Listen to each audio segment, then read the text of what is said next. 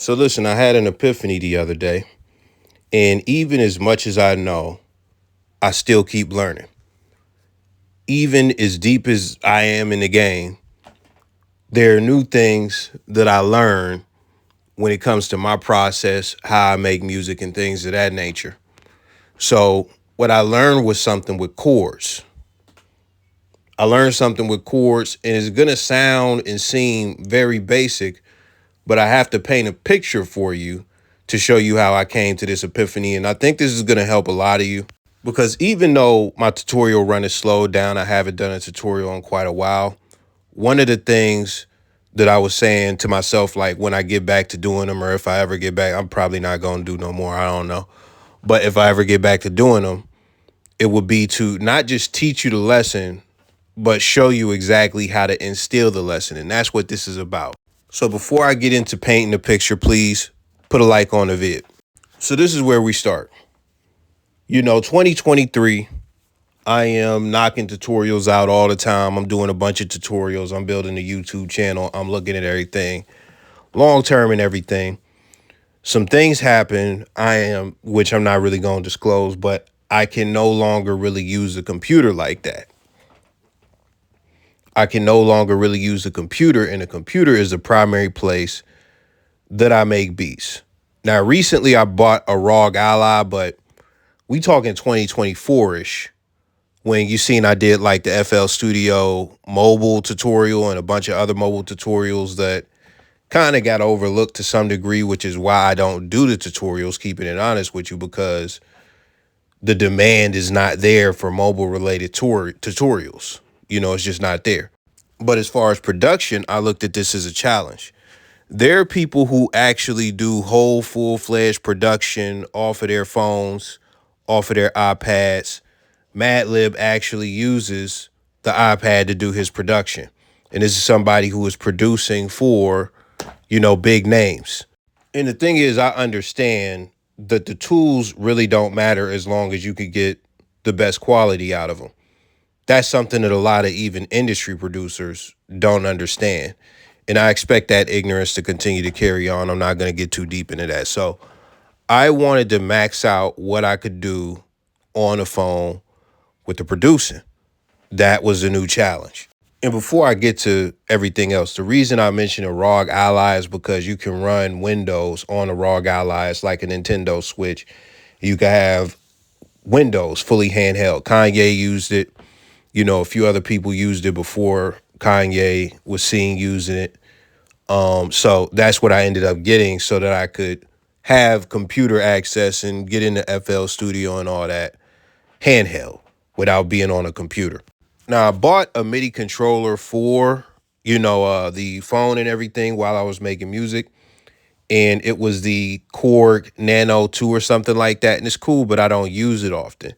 So when you're on a computer doing FL Studio and all that, you click around a lot. You see a lot of click-in producers. I'm to some degree, I'm a click-in producer.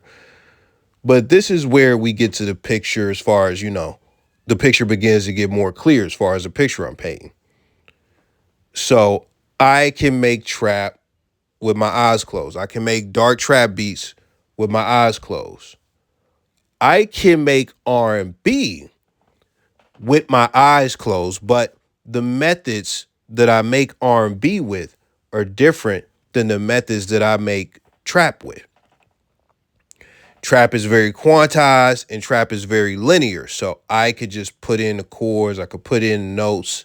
It's all, once you really have the formula, it's super easy. And even past the formula, like if you know how to make melodies good, you're good. You don't really need to be too chord heavy. But when we talk about R&B, it's a very chord heavy genre. And this is where the disconnect is. I could click in everything when it comes to, trap. But when it comes to R&B, the thing that I do, if you've watched some of my cook-ups, I'm really good with my hands and them chords with my hands. Just so you understand, I know some R&B chord progressions, right? I know how to do modulations and things of that nature, right? I am a hyper creative guy. So I look at that is like when it comes to doing certain things, sticking to a formula, I look at that as boring sometimes, especially with R&B. So what I like to do is get on a keyboard and just play one chord, then with all of my fingers, find the next set of notes is going to work to follow up that chord while not following a formula. Now, it may end up being an actual formula that exists, but I didn't do it from memory. I didn't do it from knowledge. I did it from experimentation, right? Well, when you were clicking in notes, it's a lot different than playing the keys. It's extremely different than playing the keys because, when we look at trap, you're going to make anywhere from 2-note harmonies to 3-note chords. You're not really playing 7th chords.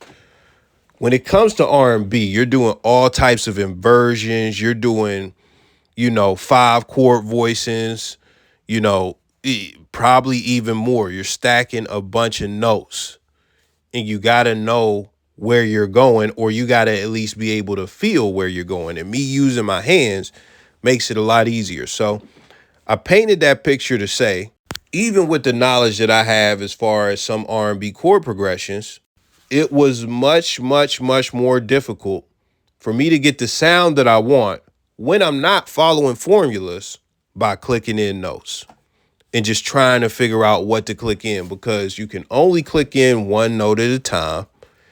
And it gets really annoying for me trying to click and move around notes in the DAW that I use, which is Cubasis right now. So I had a problem. I identified the problem after, trying to get into R&B mode, because what I usually do is I'm typically, because of the channel and a lot of the stuff that I make and a lot of the kits that I make, sample packs, I'm in trap mode most of the time. But there's a certain time where I want to get into R&B mode, make a bunch of R&B stuff. And when it was time to get in R&B mode, I was struggling. And the thing is, I know it wasn't beat block. It wasn't beat block. I know exactly what it is. I know exactly how to diagnose certain problems that I have when it comes to me making beats, because I'm a scientist with this shit. So I identified the problem. I was having a chord problem. So I had to figure out, how am I going to fix this problem? Because I love to freestyle when it comes to chords, and I love to use my hands, but I really don't like using the MIDI keyboard that I have for my phone, which is a good MIDI keyboard. I just don't like using MIDI keyboards right now. So what is the solution? So I began trying to figure it out. I began trying to get the solution. So I go back and I watch some of my old videos, and I'm going to keep it so real with you. You ready? I'm not going to pull no punches. I'm going to keep it so real with you. I realized that the sound that I like for R&B chords, because all the chord progressions that I mentioned in one of my R&B videos, as far as like the fundamental joint, I knew those chord progressions. I didn't like how they were voiced and how they sounded. So that was the first thing that I realized. I was like, okay, I know these chord progressions, but I want something more silky, more sensual. And I typically, for those types of things, I used to use my hands. So I also had a database, of chord progressions and things like that. And when it came to that database, right, it was very cluttered. So I was like, I really log data bad. Like, I don't log data well, because this is not going to get me quick results as far as what I want. So that's something personally in my database that I got to fix. So I left that alone. And before I moved on to the next step, I said, yo, there was a point where I was really making a lot of emotional stuff before y'all seen the channel. I was making YFN Lucci, Pain type beats for NBA Youngboy and Lil Durk and stuff like that. So I was making what I would call Lifetime music, like Lifetime movie music and shit. Just really sentimental stuff. I made so many beats like that were so emotional. I even did a tape called Keys to the Streets, and it was all just emotional piano shit. You can go and look at it on any DSP. You can even find it on the channel. And I also let out 2 volumes when I first made the channel. Not when I first made the channel, when I first started doing tutorials, but they were called Heart and the Piano sample packs. So I made all this emotional stuff, all this tender, and the thing that I really thought about at that time was, yo, and this is me keeping it all the way real with y'all, keeping it all the way 1,000. Like, yo, how did I make all those beautiful melodies and all that stuff? And when it comes time to just click in everything, like it just doesn't, I can't get that same feeling, that same nothing. Like it's hard for me to do that. Now I'm gonna tell you why it was hard for me to do that. Number one, we already mentioned the hands. I played a lot of shit with my hands. That was one thing. Number two, if you go on Pete 2 videos ago, how I said when you're making beats like it's your job, I had to have a high output, right? So what was going on is I would learn a chord progression, use it one time, make a MIDI out of it, as far as like a chord progression that sounded really good. And what I would do with that MIDI, because I had to make a lot of beats, is rearrange the notes in different ways, as far as like making different melodies with it and save the different melodies. So I would have like 4 or 5 melodies for one chord progression. And after I make like fucking 50, 60 beats, I would go back and recycle some of those melodies just to make the process easier, just to keep it. So I built up a whole library, like I told you in that other video, of MIDI chord progressions, right? And I'll tell you why that is a gift and a curse. It's a gift because now when it's time for me to make these beats and hit these emotions, right? It's very easy for me to do it. It's effortless for me to do it. But this is the issue. Being that I am strictly using MIDIs for the most part, sometimes and also on top of that, I'm sitting down and freestyling chord progressions with my hands. So even with those, I'm saving some of those. So I'm doing those 2 things, right? What is going on? What is going on? What is going on is there is no consistency when it comes to me in any chord progression from memory. From memory. Do you understand what I'm saying? Not from a MIDI, not from me just freestyling, but from me thinking technically, okay, this is what I'm going to do, laying it down and then doing it. So let me break this down for you if you don't understand it. When it comes to trap is very simple. Dark trap especially is not hard. We're going to talk chords. So this is a quick lesson. If you didn't know any of this, which a lot of you may know this, it's very simple. If you make trap, you can make a beat around just a root chord, which will just be a C chord. You can make it around just one chord. So you could play one chord and you have a melody. So that's simple. That is not that's something easy to remember. You don't need a MIDI for that, right? You don't need to freestyle for that either, right? You're just playing one chord. If you know how to make a 3-note chord, you could make a trap beat. Let's take it a step further. What else can you do? You could play a sus2 chord and then go into the regular minor chord. So you could go from the sus2 to the regular minor chord, and that is a progression right there. So that's not hard to remember because you're just making one chord and moving one note up one semitone. That's very easy to remember. Now, when you get past that, what are some other progressions if you want to move around? Well, you could do 1-6, right? Or you could do 1-4. Now, the thing is, when it comes to these chord progressions, you're not making Stevie Wonder music when you're making trap, like dark trap, hard trap, the stuff that like, oh, let's watch the Southside tutorial, like that type of trap. You're not gonna be chordy all over the place where you're trying to make this gritty, dirty, filthy, like you want to make somebody feel real crazy type music. Like you're not making no Stevie Wonder shit where you all over the place. You're using simple chords and you're using the melodies and the rhythms to get across the feeling. So you could make a million beats. You could make a whole trap career off of just those chord progressions and those chords. People have done it. And when you got that down, all you got to really focus on is sound selection and melodies, etc. That's all you got to focus on. So you don't need MIDIs to know that. And that is easy information to memorize and just begin to plug in, right? So that is why I could sit down on the phone and plug in those chords easily. When it comes to R&B, I don't have that same structure. I mean, I could tell you to use a flat 7, minor 1 chord. That's one progression. I could tell you the 2-5-1, which is like 50 different ways to do the 2-5-1. And also the 4-1 progression. You could use that and you could throw a bunch of different stuff in there, as far as like you could throw a 3 before, whatever, the 1 or whatever. Those are things that I know. But when we talk about the real silky art, like, they don't give me the results that I want. And even then, I still know about passing chords. I know all types of shit, right? I wanted the silkiness. I wanted something that I don't have memorized. I wanted that SWV type feel.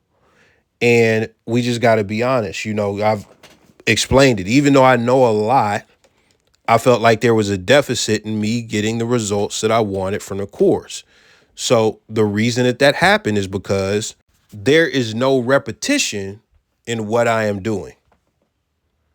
Do you understand? There is no repetition. I am not using my brain to lay these chords down and doing it over and over and over and over, as far as the same chord progression. And if you're struggling with R&B chords specifically, or even if you're struggling with the stuff that I just named, as far as like trap chords, that is exactly what you want to do. You want to begin to use the same chord progression that in the way that it sounds, and even in some cases in the key that it sounds good in, over and over and over and you want to spam that shit so that you get it down and solidified in your brain. Now, speaking of trap, I just dropped the Chord production suite. It has 400 sounds. It's royalty free. Over 400 sounds, actually. It's royalty free. And 6 kits, if I haven't mentioned that yet. All types of stuff you could do with it. Definitely check it out when you get a chance. The link will be in the description. So once I had that epiphany and came to that understanding, I went and I found a chord progression. I'm going to play the video. Now, the reason I took that one is because I liked how it sounded, and it also ended with a very good modulation on the second runaround. So it's like I definitely could use that over and over again. It's a very good progression. So what did I do, and what do I still do to this day?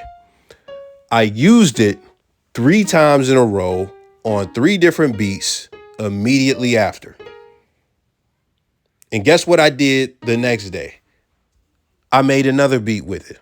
And guess what I did 2 days after that? I didn't even make beats with it. I just went in and plugged in the notes. I just plugged in. Once the notes was plugged in, I'm like, okay, I'm done for the day. Next day, plugged in the notes and I was good. So my advice to you is to do the same thing. Take one chord progression that you really want to know. Somebody is going to lay it out. It's possibly when I lay it out on this channel or something that somebody else laid out. And you, being that you're not me, you could play it with your hands every day, 1 time a day, 5 times a day, whatever the case may be.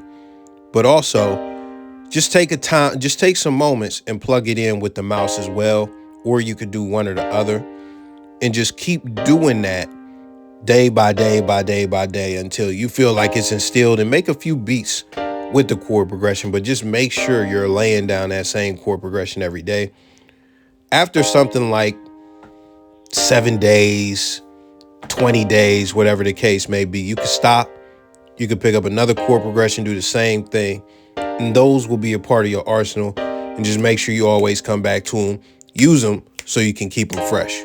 Now, this is the route to take if you are really trying to hone in on your craft, get better at the craft, and also store things in your memory.